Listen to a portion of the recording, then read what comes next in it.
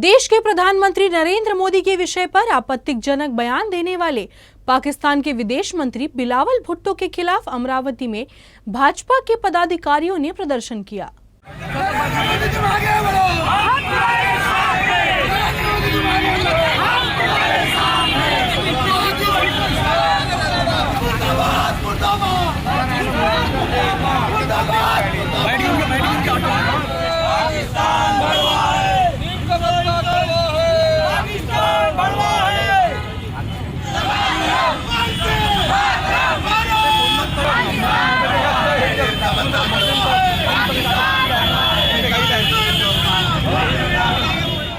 Press कॉन्फरन्समध्ये भुट्टोनी भारतामधील प्रधानमंत्री नरेंद्रभाई मोदी, लोकप्रिय प्रधानमंत्री नरेंद्रभाई मोदी यांच्यावरती त्यांनी टीका केली।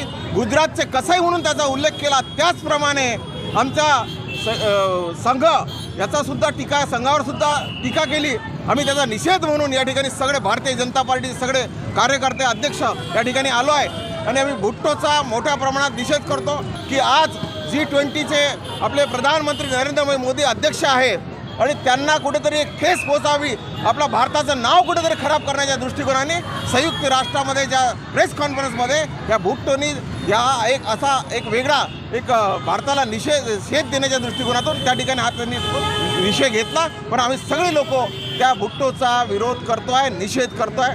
भुट्टो आणि पाकिस्तान हे आतंकवादाचं आश्रयस्थान आहे। या जगात जो आतंकवाद चालू आहे त्याचं आश्रयस्थान पाकिस्तान आहे। त्याच्यावरचं दुर्लक्ष करण्यासाठी या बिलावल भुट्टोनी, ज्याची काही अवकात नाही, या जगातले सगळ्यात लोकप्रिय नेते आपल्या देशाचे पंतप्रधान आदरणीय नरेंद्र मोदी यांच्यावर टीका केली आणि मूर्खासारखं काही बडबडला, ज्याची अवकात नाही असा मनुष्य बोलतोय। तर त्याचा निषेध आज भारतीय जनता पार्टी अमरावती शहरामध्ये भारतीय जनता पार्टी आणि सामान्य जनतेने केला आहे। आम्ही या बिलावल भुट्टोला त्याची अवकात दाखवून देऊ। पाकिस्तानचा बांगलादेश झाला आहे, बलुचिस्तान तोडून टाकू, POK ताब्यात घेऊ आणि त्याला अवकात दाखवू। भारतीय जनता पार्टी अशा प्रकारचा अपमान आमच्या नेत्याचा सहन करणार नाही, हा देशही सहन करणार नाही, हे एवढं नक्कीच लक्षात ठेवा। उमेश कोल्हे हत्या प्रकरण में NIA ने आरोप पत्र दाखिल कर दिया है। NIA के अनुसार लोगों में दहशत निर्माण करने के लिए इस वारदात को अंजाम दिया गया। NIA ने जी कारवाई केली ती कारवाई अतिशय चांगल्या पद्धतीने केली। त्यांनी अगदी सखोल कारवाई केली आणि 11 लोकांना अटक केलं। आता काल त्यांच्यावरती चार्जशीट दाखल झाल्याची पण बातमी आलेली आहे आणि अजूनही त्यांचा तपास सुरूच आहे। बऱ्याच लोकांची चौकशी अजूनही होते आहे। त्यांनी केलेल्या चौकशीबद्दल आम्ही समाधानी आहोत आणि शिक्षेबद्दल म्हणाल तर असं आहे की प्रावधानमध्ये जे असेल मॅक्झिमम शिक्षा व्हावी अशी आमची अपेक्षा आहे। त्याच्यामध्ये जेही न्यायालयाला योग्य वाटेल त्या हिशोबाने, कारण ज्या शिक्षा होतील त्याच्यामुळे ज्या प्रवृत्ती आहेत, ज्या प्रवृत्ती ह्या वाढत चालल्या आहेत त्याच्यावरती कुठेतरी रोख येईल। कारण ह्या ज्या प्रवृत्ती अशा वाढत चालल्या आहे की एखाद्या छोट्याशा गोष्टीसाठी कोणाचा तरी खून करणे किंवा त्याचं जीवन उद्ध्वस्त करणे, याला कुठेतरी रोख लागला पाहिजे। तर त्या रोख लागायसाठी तुम्ही जेवढं जास्तीत जास्त शिक्षा कराल तेवढं या सगळ्या गोष्टींना रोख लागण्याचं हे होईल। आणि एक हे होतं की थोडं फास्ट ट्रॅकमध्ये जर ही कारवाई केल्या गेली तर जास्त योग्य पडेल, कारण जितकं लवकर ही कारवाई केल्या जाईल तितकं अशा प्रवृत्तींना रोख लागण्याचं काम होईल असं मला असं वाटतं। उमेश कोल्हे प्रकरण जे आहे ते महाविकास आघाडी सरकार, तेव्हाचे मुख्यमंत्री उद्धव ठाकरे यांच्या दबावात अमरावती पोलिसांनी उमेश कोल्हे प्रकरण दडपण्याचा पूर्ण प्रयत्न केलेला होता। हे प्रकरण दाबले, हे काम होतं महाविकास आघाडी सरकारचं आणि त्यावेळी मी मागणी केली होती की उमेश कोल्हे खुनाचा तपास जो आहे तो तपास NIAच्या माध्यमातून झाला पाहिजे आणि शेवटी NIA या प्रकरणामध्ये आलं। या तपासावरून असं दिसतं आहे की उमेश कोल्हेच्या मारेकऱ्यांना अतिशय कठोर शिक्षा होईल आणि उमेश कोल्हे यांना न्याय मिळेल असं चित्र NIAच्या तपासांती उभं झालेलं आहे। त्यांना कठोर शिक्षा झाली पाहिजे, ही आता आमची मागणी आहे। मुंबई में शनिवार को महाविकास आघाड़ी द्वारा निकाले गए मोर्चे को विधायक रवि राणा ने राजकीय स्टंट करार कर दिया। आज महाविकास आघाडीचा जो मोर्चा आहे, मला असं वाटते संतांचा अपमान कोणत्याही पक्षाने केला तर त्याच्या विरोधात आम्ही सुद्धा आहे। पण राज्यपालांनी सांगितलं की मी स्वप्नातही कुठल्या संतांचा अपमान करील किंवा कुठल्या प्रकारचं संतांच्या विरोधात बोलील हा कधी विचारही करू शकत नाही। त्यानंतर सुद्धा महाविकास आघाडीचे उद्धव ठाकरेंसोबत असलेले सगळी महाविकास आघाडी फक्त संतांच्या नावाने राजनीतिक रोट्या शेकण्याचं काम करत आहे। ज्या पद्धतीनं संजय राऊतांची नौटंकी जी सुरू आहे आणि उद्धव ठाकरेंच्या माध्यमातून ज्या पद्धतीनं संतांच्या विचारावर रोट्या शेकण्याचं काम चालू आहे, कुठेतरी राजकीय रोट्या शेकण्याचं जे काम सुरू आहे हे संपूर्ण महाराष्ट्रातली जनता सगळं समजते. म्हणून मला असं वाटते हे महाविकास आघाडीची जे आज मोर्चा जो आहे हा फक्त राजनीतिक नौटंकी खेळ आहे आणि या खेळापासून महाराष्ट्राची जनता चांगली त्यांना जाणते. अमरावती जिला मध्यवर्ती सहकारी बैंक के निदेशक व विधायक बच्चू कडू ने अमरावती जिला मध्यवर्ती सहकारी बैंक में भ्रष्टाचार को लेकर कई आरोप लगाए. उन्होंने बैंक पर अदालत को गुमराह करने और म्यूचुअल फंड में निवेश के नाम पर अनियमितता का आरोप लगाया है. अमरावती जिला मध्यवर्ती सहकारी बैंक ने वर्ष 2017 से 2020 में म्यूचुअल फंड में करीब 1100 करोड़ का निवेश किया था. बिना किसी एजेंट या बिचौलिए के डायरेक्टर मोड में निवेश करने का निर्णय लिया गया था. उस साल बैंक के लिए 5 एजेंट काम कर रहे थे. इन एजेंटों को कुल 3 करोड़ 42 लाख का कमीशन प्राप्त हुआ, लेकिन ये कमीशन किसके खाते में गया ये जांच का विषय है. वही बैंक के संचालक बच्चू कडू ने बताया कि जिला मध्यवर्ती सहकारी बैंक को अदालत से जो स्टे लगाया गया है उसमें कहीं भी पूरा विवरण का उल्लेख नहीं किया गया है. इस दौरान उन्होंने बैंक द्वारा गलत जानकारी देकर अदालत को गुमराह करने का भी आरोप लगाया. बच्चू कडू ने बताया कि बैंक के खिलाफ कानूनी कार्रवाई नहीं रोकी जा सकती. आता उपनिबंधक लवेकरच ना, लवेकर साहेबांनी याचं एकंदरीत पुरं ऑडिट केलं, चौकशी केली आणि महाराष्ट्र सहकारी संस्था अधिनियम 1960 याच्या कलम 83 अंडर ही चौकशी झालेली आहे. या चौकशीमध्ये स्पष्ट म्हटलेलं आहे का जे काही 17 आणि 20मध्ये जी काही गुंतवणूक केली त्यात 5-6 कमिशन एजंट होते, त्यानुसार ती केलेली आहे. त्याच्यात 3 कोटीचं कमिशनाची एकंदरीत अफरातफर झालेलं आहे, कमिशन दिलेलं आहे हे स्पष्ट होते. असं मी म्हणत नाही, उपनिबंधक म्हणतं. नंतर आपण जर पाहिलं तर एकूण गुंतवणूक जे करायला पाहिजे ते 10%च करायला पाहिजे. 1500-1600 कोटीच्या एकंदरीत गुंतवणुकीच्या आपण फक्त 150 कोटीपर्यंत व्हायला पाहिजे होती. ते 900 कोटी गुंतवणूक केली आणि ते 15 दिवसात केली, हे पण म्हणणं आहे. आणि दुसरं असं का याच्यामुळं जे काही लॉस आपण गेलो तो एकंदरीत 11 कोटीचा लॉस आहे बँकेचा, त्याचं 12% व्याज पाहिलं तर आपण 22 कोटीपर्यंत जातो. तर हा मोठा लॉस बँकेचा झालेला आहे. फक्त संचालकाच्या व्यक्तिगत हितापोटी हे सगळं झालेलं दिसतं. आणि आता 83 नंतर आपण आता 88ला जातो आहे. 88साठी आपण समोर जातो आहे. ते जे म्हणतात आम्ही कोर्टातून स्टे वगैरे आणलेला आहे, स्टे वगैरे आलेला नाही आहे. फक्त कोर्टानं सांगितलं आहे का सध्या प्रॉपर्टी किंवा कुठलाही गुन्हे दाखल करू नका, प्रॉपर्टी अटॅच करू नका, कारण 83मध्ये तसं करताच येत नाही. आता आम्ही 88ची कारवाई तातडीनं करावं याच्यासाठी आम्ही लगेच त्या संबंधित मंत्र्यांना भेटणार आहोत. आणि दुसऱ्यांदा जे काही कोर्टाने निर्णय दिले त्यामध्ये काही चुका झालेल्या आहेत. त्याच्यात परिपत्रक असताना ते DDRलाच तशा प्रकारचे चौकशीचे आदेश वगैरे म्हणजे चौकशी करण्याचे सगळे नियम असताना किंवा अधिकार असताना सुद्धा तिकडल्या पार्टीकडून असं म्हणण्यात आलं आणि कोर्टानं ते मान्य केल्यामुळं आता कोर्टात आम्हाला सांगावं लागेल. आमच्याकडे सगळे कागदपत्र उपलब्ध आहे का ते सरकारनं परिपत्रक काढून ते सगळे DDRला तशा प्रकारचे अधिकार दिलेले आहे. कोर्टाच्या हे लक्षात आल्यानंतर त्यांचा जो स्टे तिथं केस टाकली होती ते विड्रॉल होईल आणि समोरची कारवाई होईल. ठाकरे गुट के सांसद संजय राउत के बाबा साहेब पर दिए गए बयान उनकी बात से ही विरोधक लगातार उन पर निशाना साध रहे हैं. विधायक बच्चू कडू ने तो संजय राउत को बाबा साहेब के जन्म स्थल मध्य प्रदेश के महू गांव के दौरा करने की सलाह दी है. दरअसल संजय राउत ने हाल ही में बोलते हुए बाबा साहेब का जन्मस्थल महाराष्ट्र में बताया था, जिसके बाद से विपक्ष उनकी काफी आलोचना कर रहा है. प्रवक्ते आहे आता त्यांचा संजय राऊत आहे, त्यांना एवढे पत्रकार परिषद एवढे प्रश्न विचारतात, त्यांना त्यांच्यामुळे त्यांची कदाचित चूक झाली असेल. पण मला वाटतं आता त्यांनी चूक दुरुस्त केली पाहिजे, माफी मागितली पाहिजे. मला वाटतं त्यांनी आता MP मध्ये जन्म झालेला आहे, त्या गावात जाऊन आले पाहिजे. चोर अब केवल घर और दुकान में ही चोरी को अंजाम नहीं दे रहे, बल्कि ट्रांसफार्मर में भी चोरी करने लगे हैं. ऐसी ही एक घटना अमरावती जिले के दरियापुर तहसील के चंद्रभागा बैराज प्रकल्प में सामने आई है.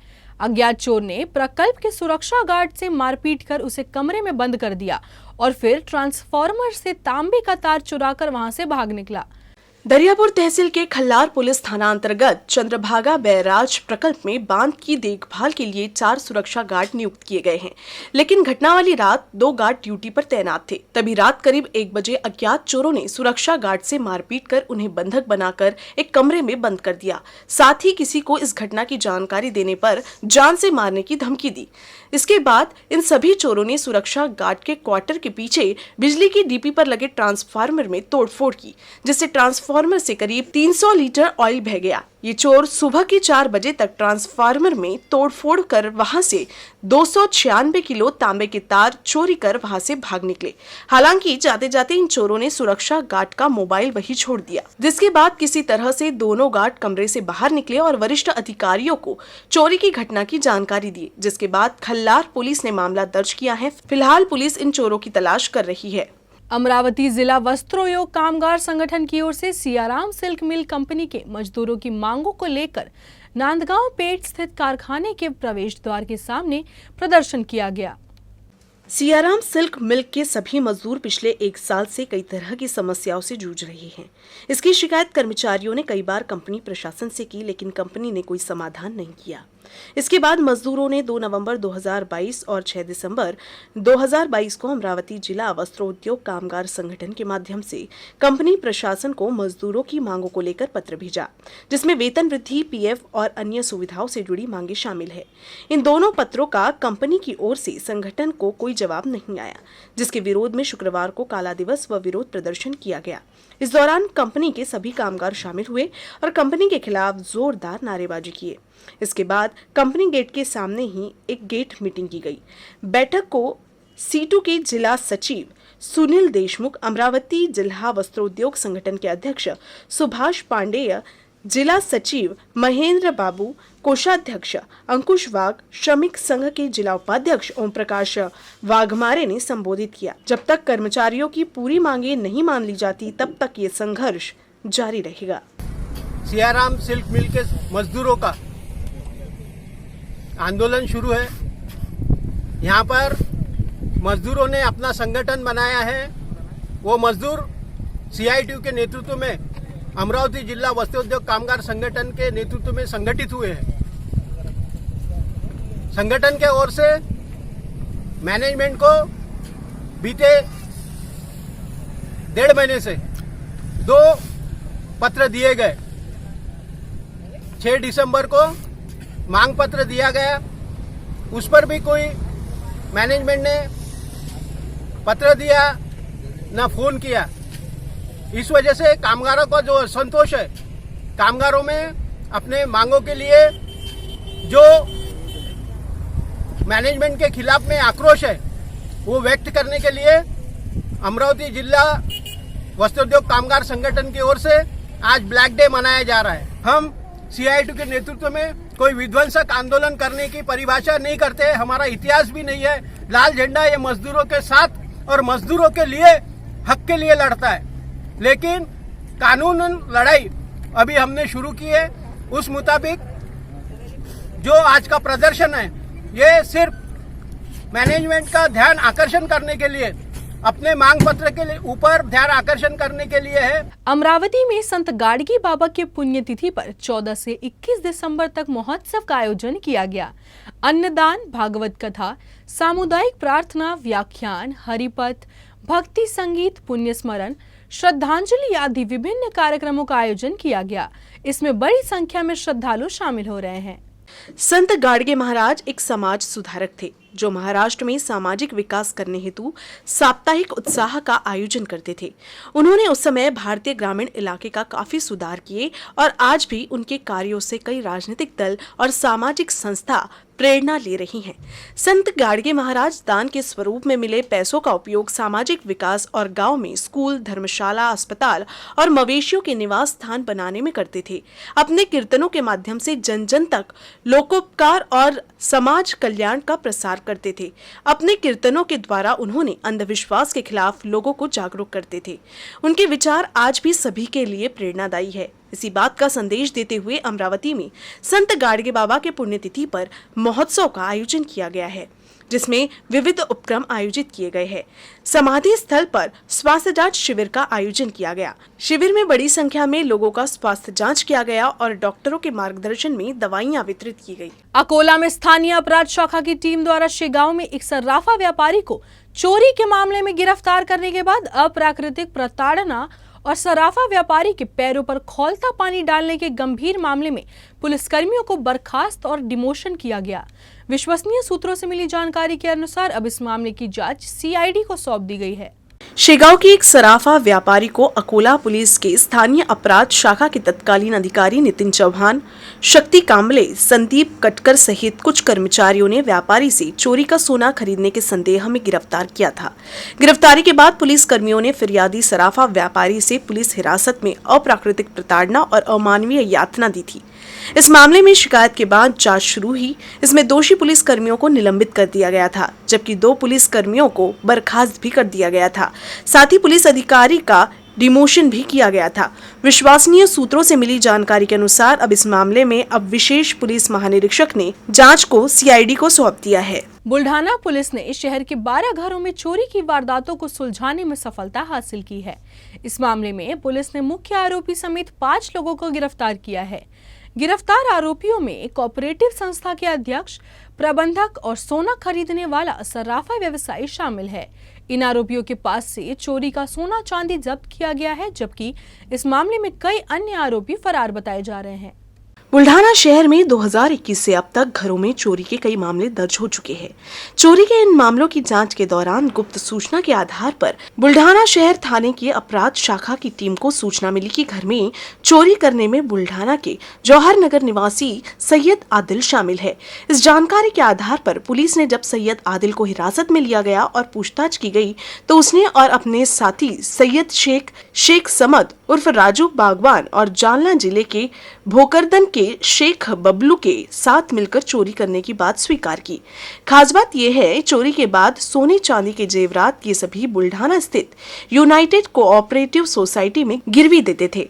आगे की जांच में पता चला कि इस कोऑपरेटिव संस्था में चोरी की गिरवी रखने से संबंधित 17 बार लेन देन हुए थे और संस्था के अध्यक्ष अभय चोपड़ा और प्रबंधक गणेश सोनू चोर सैयद शकील के गिरोह से चुराए गए सोने के गहनों को अपने संस्था में गिरवी रखकर उन्हें भुगतान कर देते थे। इतना ही नहीं बल्कि एसएस सराफा दुकान के सराफा व्यापारी परेश विस्पुते को सोना भी बेचते थे। इसीलिए इस मामले में कोऑपरेटिव संस्था के अध्यक्ष अभय चोपड़ा और प्रबंधक गणेश सोनोने समेत सराफा व्यापारी को भी गिरफ्तार किया गया है। इनके पास से पुलिस ने चोरी का सोना और चांदी भी जब्त किया है, जबकि इस मामले में शातिर चोर सैयद आदिल के अन्य साथी फरार है, उनकी भी तलाश की जा रही है। पोलीस स्टेशनने जे डिटेक्शन केलेलं आहे चांगल्या पद्धतीने, त्यांचं अभिनंदन करायला मी इथे आलेलो आहे। आता आपल्याला ॲडिशनल साहेबांनी सांगितलं त्याप्रमाणे अत्यंत चांगल्या प्रकारे शिताफीने त्यांनी हे डिटेक्शन केलेलं आहे। याच्यामधले जे 4 आरोपी होते त्यातला जो एक आरोपी सापडला आम्हाला तो आणि बाकीचे इतर काही आरोपी हे जालनाचे आहेत, काही बुलढाण्याचे आहेत, अशी यांची एकत्रित टोळी आहे। त्या टोळीने हे केलेल्या गुन्ह्यांमध्ये रिकव्हरी करणे हे थोडंसं आमच्यासाठी ट्रिकी होतं। त्यामुळे संशय बळावल्यानंतर आम्ही त्यांना सर्वांना ताब्यात घेतलेलं आहे। 3 आरोपी अद्याप अटक होणं बाकी आहे। याच्यामधले 3 आरोपी अटक झाल्यानंतर बुलढाणा शहर आणि बोराखेडी आणि इतर परिसरातले सुद्धा गुन्हे त्याच्यामध्ये डिटेक्ट होतील असं वाटतंय। खबरें समाप्त करने से पहले एक नजर आज के मुख्य समाचार पर।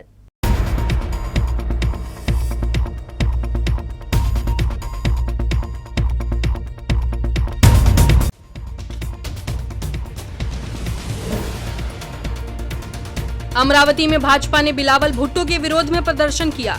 प्रधानमंत्री मोदी पर बिलावल के आपत्तिजनक बयान से नाराज है भाजपा।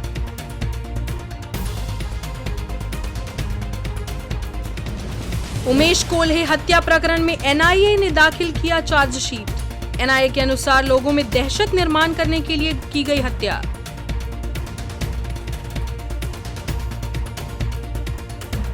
और विधायक रवि राणा ने महाविकास आघाड़ी के मोर्चे को राजनीतिक स्टंट बताया।